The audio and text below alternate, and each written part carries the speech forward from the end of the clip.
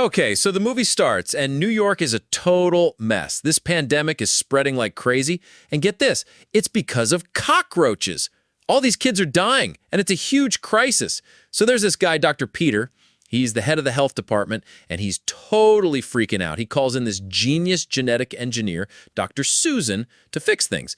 She basically creates this brand new bug called a Judas bug, and its only job is to hunt and eat all the nasty cockroaches. The plan is, once they eat all the roaches, they're supposed to just die off. No biggie, right? And it works. The bugs are awesome. They wipe out the roaches. The kids are saved, and everyone's happy. Susan and Peter even end up getting married. So fast forward 3 years. Things get super creepy. There's this priest in a church, and he's being chased by this shadowy figure. He runs up to the roof, but the thing follows him, and he falls and dies. And this little kid named Chewy sees the whole thing. He even sees the creepy dude drag the priest's body back down into the church. The next morning, the cops show up, and it gets weirder. They don't just find the priest, they find a bunch of other dead bodies in there too. They're worried it's a new epidemic, so they call in Dr. Peter. He totally agrees and is like, seal this whole church now. Meanwhile, Susan's leaving her lab when these two kids tried to sell her some bugs they found. She buys them, whatever. But then one of the boxes starts shaking like crazy. She opens it up, and inside is this massive bug, like the size of a rat. And you'll never guess what it is. It's one of her Judas bugs. This is a huge deal because they were all supposed to be dead 3 years ago. She runs the DNA, and it's a perfect match. They're alive, and they're evolving into these giant monsters. Then while she's freaking out, some dude in a hoodie sneaks into her lab and steals the giant bug. Just poof, gone. Susan tells Peter, and now they know something is seriously wrong. They have to investigate, but first, they need another bug. So Susan finds the kids again, and they're like, oh yeah, we found it in a storeroom at the subway station. Peter and Susan go check it out, and the place is covered in these huge, gross webs.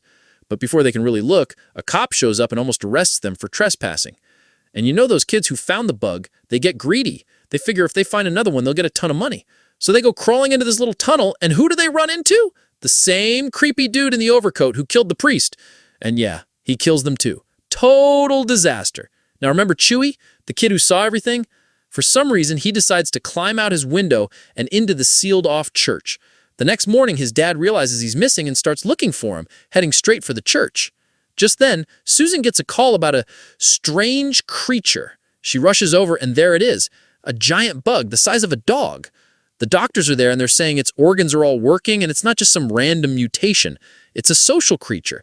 That means wherever this one came from, there's a whole colony of... Knowing this, Susan is completely shocked. She tells her team to investigate the giant bug while she goes to find Peter. Peter and his partner had already gone back into that creepy subway tunnel.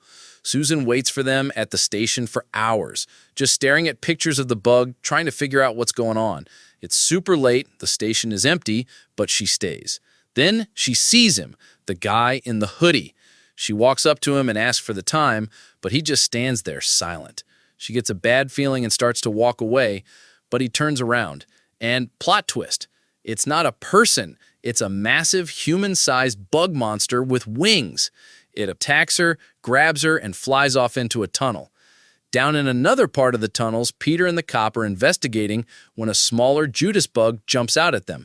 Peter kicks it, and the floor just collapses underneath him, sending them falling. Meanwhile, Susan wakes up surrounded by dead bodies. She's terrified and knows she's next. She grabs a piece of metal and starts looking for a way out. One of the giant bugs attacks her, but she manages to fight it off and finds a place to hide.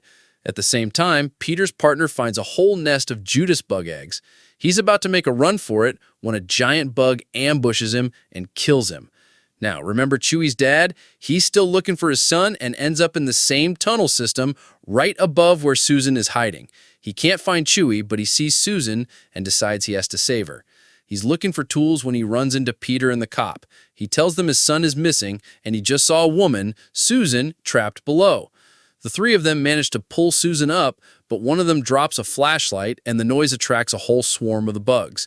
They run for their lives and manage to get into a subway train just as the station is closing. But one of the bugs gets caught in the door and gets sliced in half. But it's not dead. The top half still manages to slash the cop's leg before he shoots it and kills it. They start examining the dead bug, and Susan is horrified. It has lungs, and when they look at its face, this sheath pulls back to reveal a perfect, human-like face underneath. She realizes the bugs are evolving to mimic humans so they can hunt them more easily, and they're doing it fast. It takes animals billions of years to evolve this much, but these things did it in 3.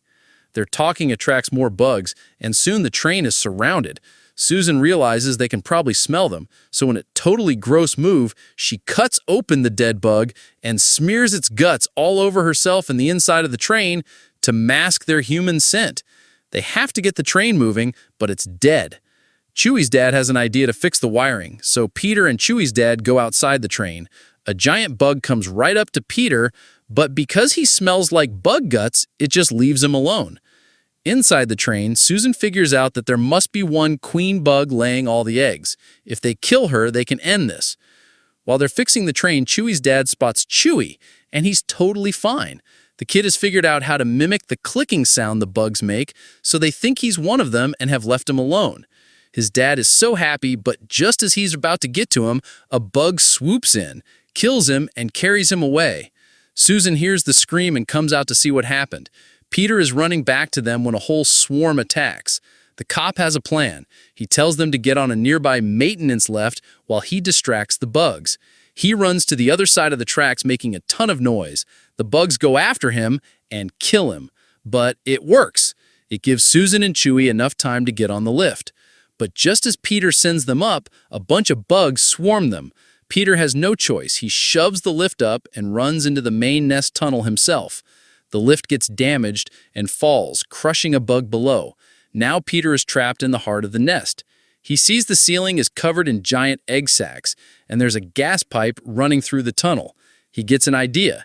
He breaks open the gas pipe, but his lighter won't work. So he starts smashing an iron hammer against a pipe, trying to make a spark. It works. The whole tunnel explodes in a massive fireball. The explosion is so big it sets cars and buildings on fire on the street above. All the bugs in the nest are dead. But up on the station platform, Susan and Chewie come face to face with the queen. It's huge, and it's coming for Chewie. To save him, she cuts her own hand. The smell of her blood draws the queen to her. Just as it's about to attack, she sees a train coming. She jumps down onto the tracks, and the queen follows her. At the very last second, as the train is about to hit her, she leaps out of the way. The train smashes right into the queen and kills it. It's over. The bugs are gone. Susan is so relieved, but she's heartbroken, thinking Peter is dead. But then a twist. He survived the explosion by jumping into a sewer drain. He crawls out of a manhole, and they're so happy to see each other. In the end, they decide to adopt Chewie, and the 3 of them walk off together, a new family.